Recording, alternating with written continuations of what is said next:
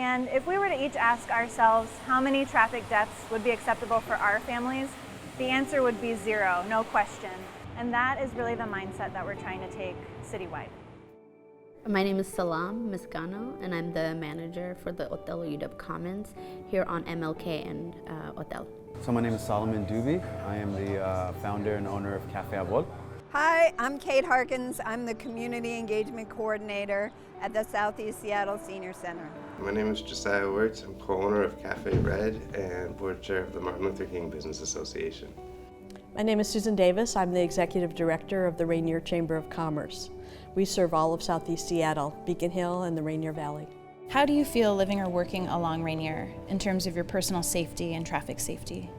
You know, we really love being on Rainier. We love the visibility, but we don't feel safe, honestly, just because traffic goes so very fast. Working and living around Seattle, right here down on Rainier Avenue, it gets a little busy, it's a little hectic. You get a lot of speeders that drive up and down.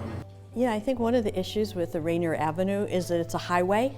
I do feel like the cars are not very aware of pedestrians, not very aware of cyclists. They drive way too fast. They aren't always centered in their lanes. There's a lot that worries me about traffic. Most of the time I feel safe. I think Rainier, I still pretty much perceive it as a place the street that I wouldn't really like to walk on that much.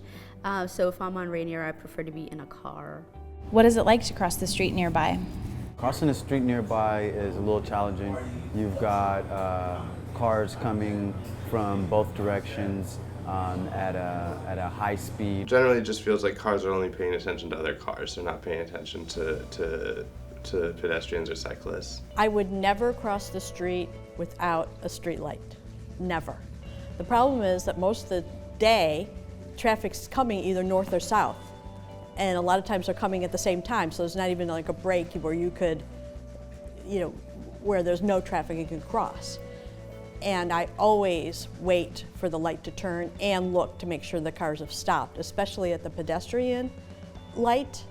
I never know if people are going to stop or not. One time when it was early on, I almost got run over, so now I'm always looking and I'm always waiting for them to stop before I cross.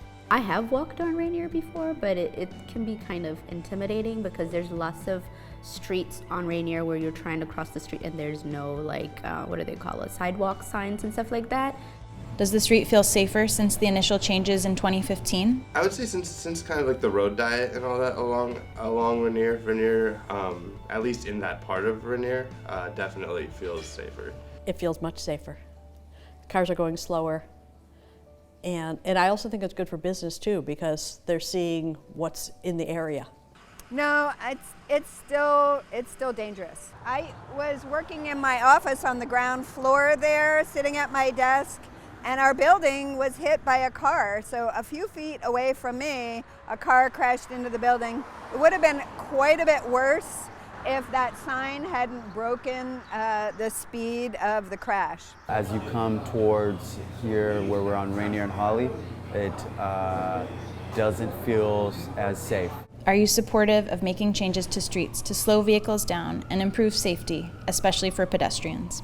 I think we really need to change things for the pedestrian. This is a senior center, so who is the pedestrian you have to look out for more than a senior? I'm looking forward to phase 2.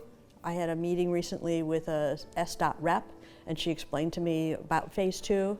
And we also talked about some troubled areas that I suggested they also look at. We have lots of young people walking around, and there are parents, there are all sort of families, elders who are walking. We definitely need to make sure we protect people. And I think this is important for a number of reasons. I think whenever you're slowing cars down, not only does that make it safer for pedestrians and cyclists, but a lot of our business districts are primarily supported by people who are coming there on foot, especially if you look around Othello Light Rail Station. The people who are coming to support the local business community are oftentimes coming on foot. And whenever you don't feel safe even walking around the community, that discourages people from being out and walking around in the community.